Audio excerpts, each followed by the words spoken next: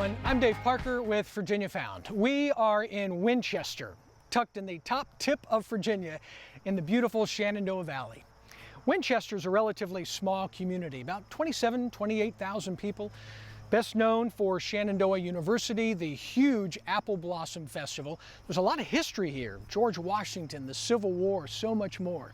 If you're going to be visiting Winchester, you will likely find yourselves in Old Town Winchester, which we'll talk about quite a bit more. But we're also going to explore to the west and south of town. Virginia Found is in Winchester. Our trip to Winchester starts on this modest neighborhood street. It's where you'll find the most popular house in town, the Patsy Cline Historic House. Patsy was born in Winchester and lived in this house from 1948 to 1953. I love Patsy Cline, by the way. I could listen to her voice all day.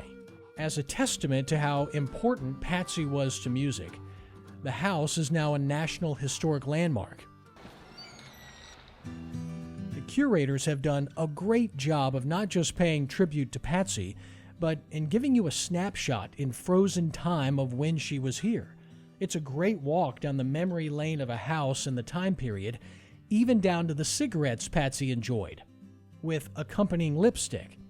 Among many other things, you can see one of her signature outfits and even the sketches of its design. Upstairs is where you'll find the family bedrooms. One of the interesting things you'll find in the Patsy Cline house is upstairs in one of the bedrooms is a display case, and in the bottom of that display case is the camera that took the last known picture of Patsy Cline 2 days before she died, which was March 5th, 1963, and that's the picture. Back down in the kitchen is where you'll find a small gift shop where you can leave with something other than just memories. You can even sit out in the backyard while humming Crazy or I Fall to Pieces, and think about what could have been if her life hadn't been cut tragically short at the age of 30.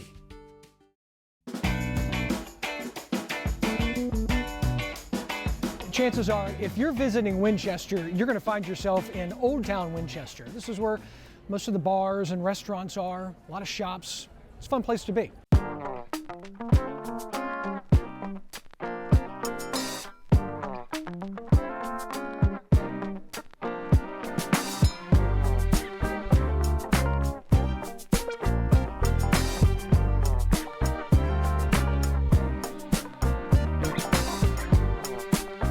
A little walking around, a little shopping makes a man hungry. One of the restaurants that several locals told me to try in Old Town was Thai Winchester. Try to get a seat outside so you can fully enjoy the feel of Old Town during your meal. A meal I let the waiter pick. Hey, just a reminder that when you're traveling, it's okay to ask as many questions as possible. So I asked them what their most popular dish here is at Thai Winchester, and they said it was their pad thai.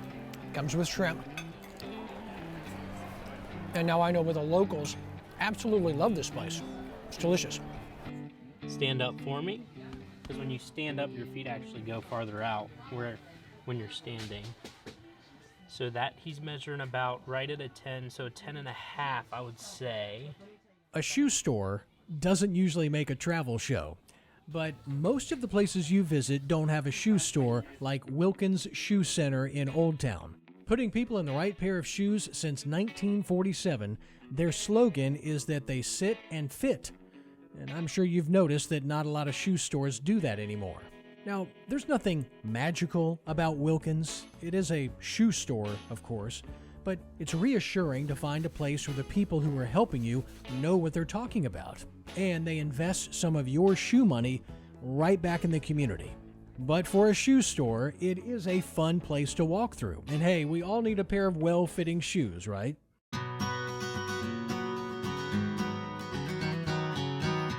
While we're on the topic of places most people don't flock to while traveling, it's not often when you go to a new town and everybody says, you need to visit the library, but every town doesn't have the Handley Library. This is a must-see for you. The Handley Regional Library is actually in the top 10 on TripAdvisor of things to do in Winchester. Even the front door system lets you know this isn't your typical public library. Built in the early 1900s, it represents the French Beaux-Arts style of architecture, which is a little different than the federal style you'll find throughout town. And yes, before we forget, they do have books here too. Maybe a good one on architecture while you're in town.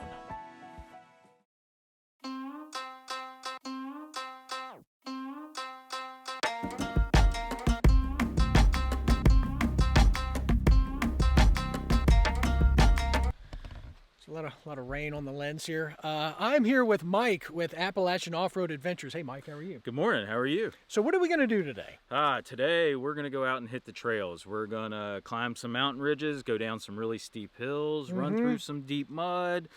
If we manage to stay clean, it's because we didn't have fun. Right. The main goal today is to get ourselves outdoors, to get out in the middle of nature and kind of show off what these Jeeps can do with anybody driving. This is Appalachian Off-Road Adventure. You'll find them 12 miles west of Winchester in Gore, Virginia at the Cove Campground. Even socked in with clouds and rain, it's beautiful here. Your toy for the day, or half day, is one of these 4x4 Jeeps. They're built for what we're about to do, but this is an indication of what awaits. For people who have never done this before, once they get back, what do they typically say? First thing we always hear is wow.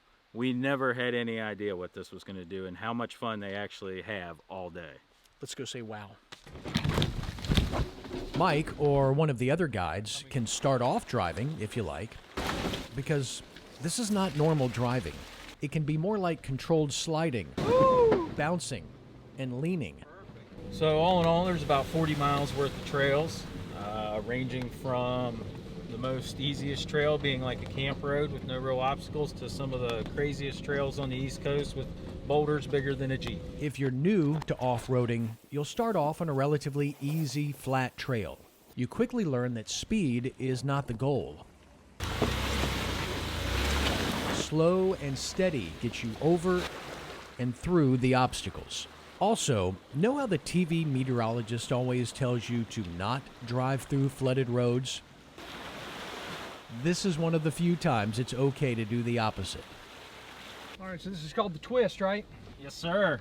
Level 3, we're coming down. After watching and listening to Mike, it was time to get behind the wheel for some of the most fun I've had driving since I started driving.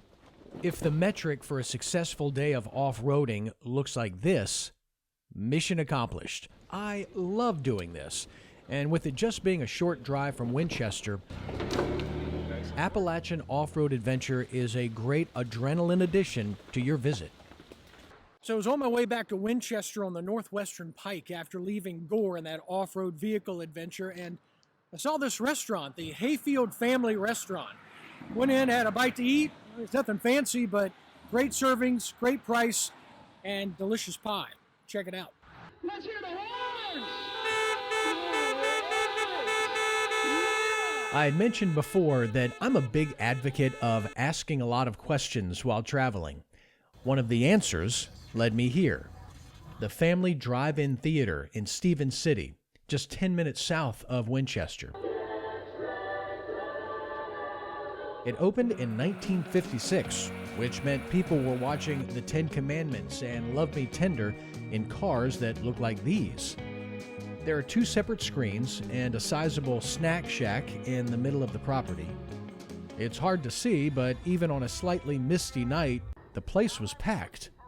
This whole thing is super cool. I mean, when's the last time you went to a drive-in movie theater? There's a great crowd here tonight. Families have set up their chairs outside the vehicles. The way the sound works is the outside speaker, who knows how old they are, that still works great. Or you can pipe the sound directly into your car through a radio station that's synced up with the screen. In terms of the food, well, the hamburger is, well, it's a drive-in movie theater hamburger, but of course the popcorn is popcorn. Totally digging the Family Drive-In here in Stevens City.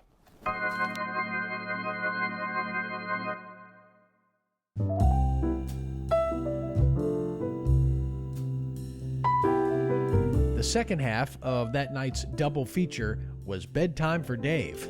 While there are some highly recommended bed and breakfasts in Winchester, The signature hotel is the historic George Washington in downtown. Built in 1924, restored in 2008, it's one of those great hotels in Virginia that offer you history and the present.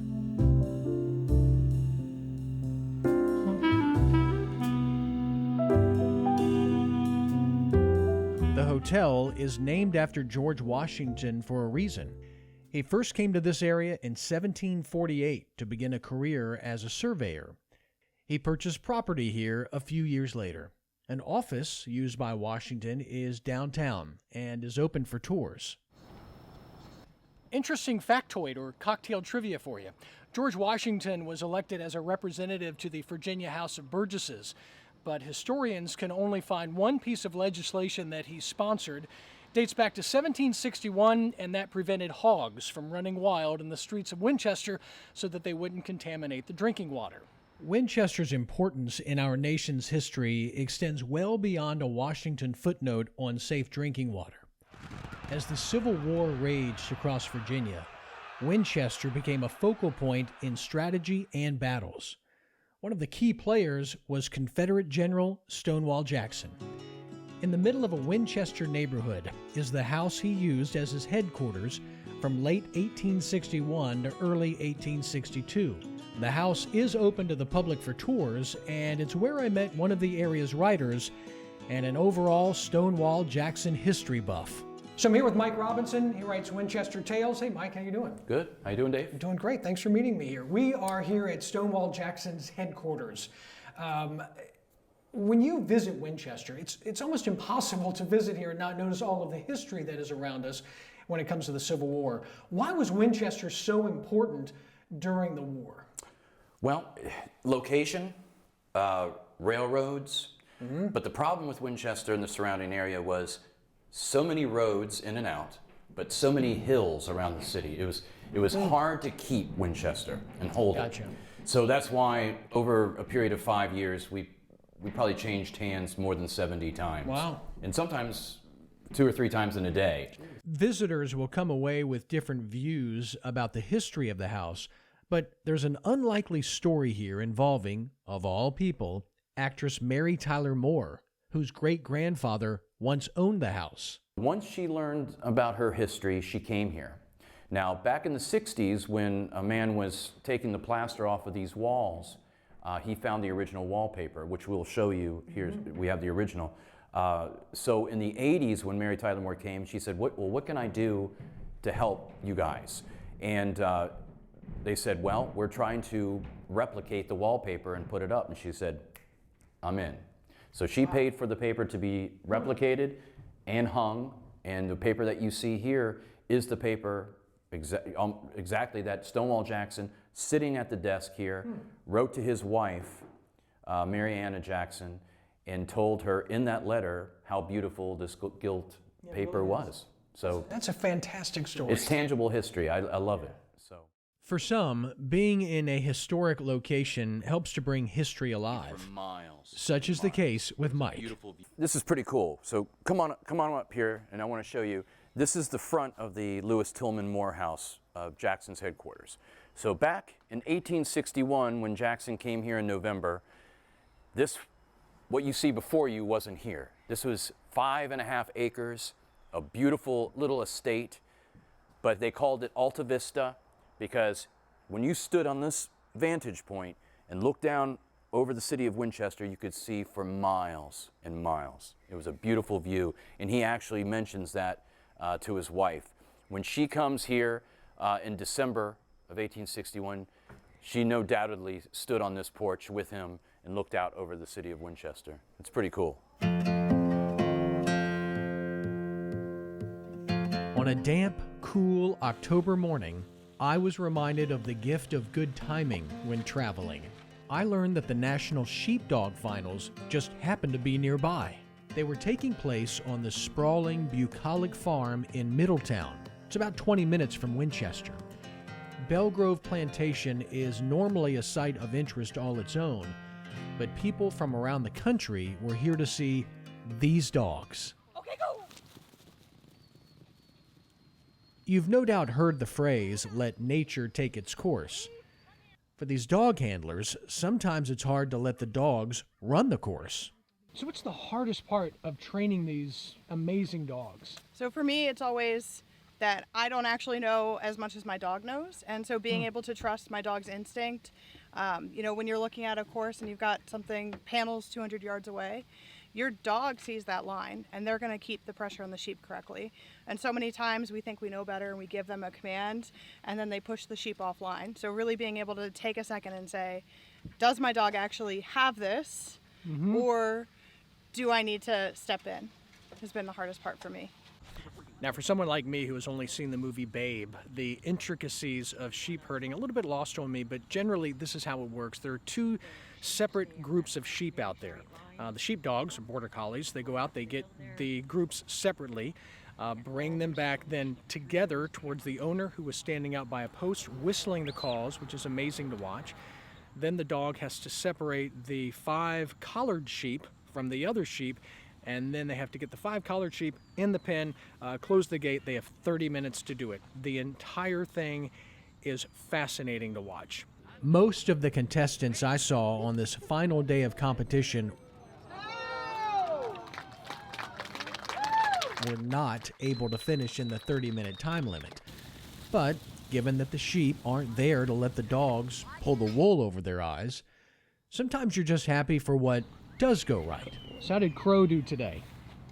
Crow did great for Crow. He got the turn back, which was my main goal with him, was to turn back and get the second packet of sheep. And he did that, and he sort of ran out of brain cells in the shed ring, so we didn't finish, but I was thrilled with him. He had a 2-day long trip out here from Colorado, so this was a big deal for him, to put everything together. So this was great. I was really happy with him at finals this year. The sheepdog finals are held in different states each year, but this was a reminder that sometimes the surprises in traveling are more enjoyable or memorable than what you had planned. While we're in Middletown, it's important to note this is where you'll also find the Wayside Inn Bed and Breakfast, advertised as America's oldest motor inn. Their restaurant has great reviews. There are also more Civil War markers here and ghost tours. Middletown also has Schaefer's Barbecue. Not only is it in a converted gas station, it sits on the edge of a field where they have Civil War reenactments. Schaefer's isn't just a restaurant. It's a market that offers a bit of a homey, historic experience. They even have a payphone to prove the point. Pickled eggs, candies, birdseed wreaths, locally made syrup and honey. Oh, and a beer selection that invites you to sit and visit for a while. But I was here for the barbecue. The smoker is out front, where the gas pumps used to be. If you haven't seen this process in action, it's a lot of work and takes a lot of tending to, and it pays off. Here with Matt Schaefer, the namesake of Schaefer's Barbecue here in Middletown. How you doing?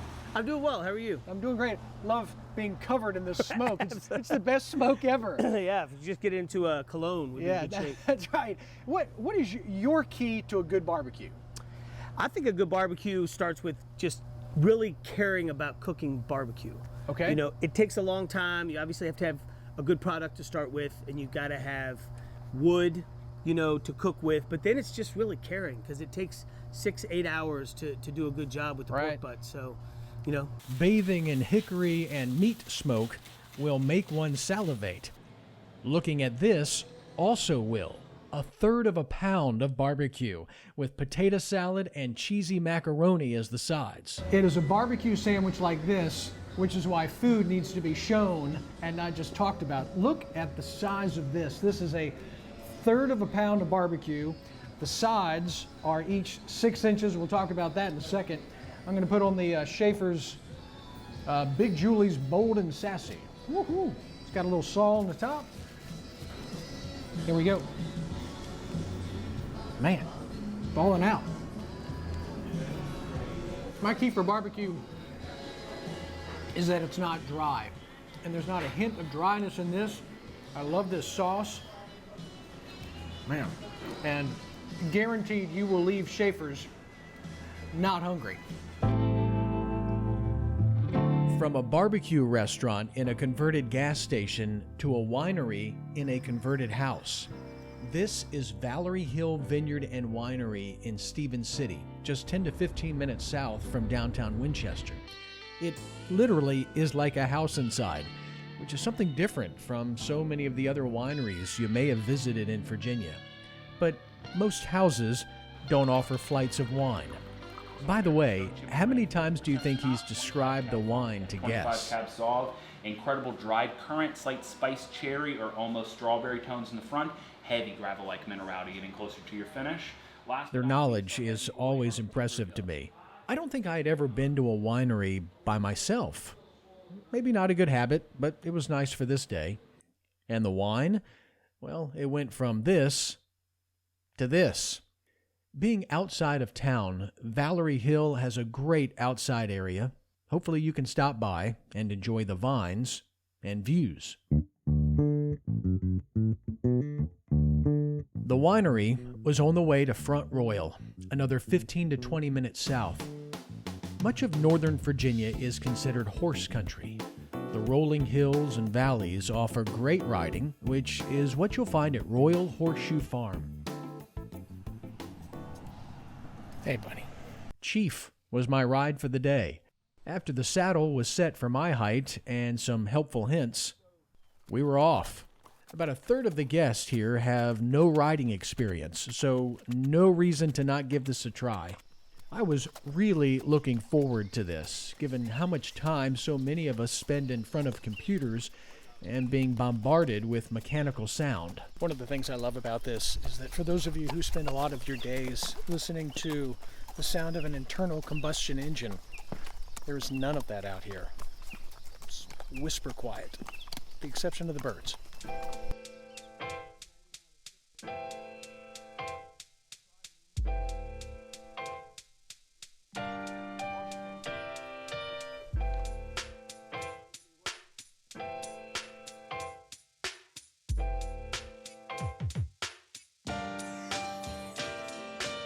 Good job, man. That was fun.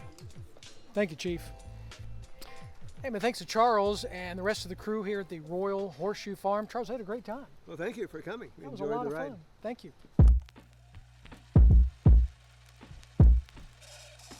Our last stop is at a place I originally thought would only be a mention. Turns out it was one of my favorite things in Winchester. The Museum of the Shenandoah Valley's mission is to preserve and enrich the cultural life and heritage of the Shenandoah Valley. The building, that is the museum, is the anchor to what is the largest green space in Winchester, over 200 acres.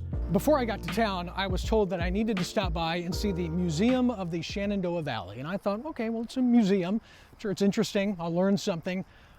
I had no idea. Now, I'm here on a Monday. The museum part was closed, but the grounds around it are unbelievable. I mean, spectacular. I don't know that I've seen anything like this in the state of Virginia.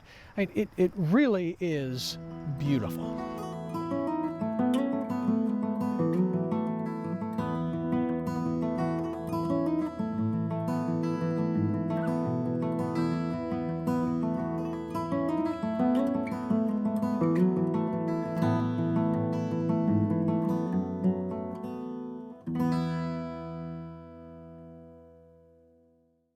Well, I had a great time in and all around Winchester. So much history, great food, adventure, and it was a reminder to get out and explore a little bit. Try not to get locked into doing just that one thing. I find traveling is a little more fun that way. I'm Dave Parker with Virginia Found.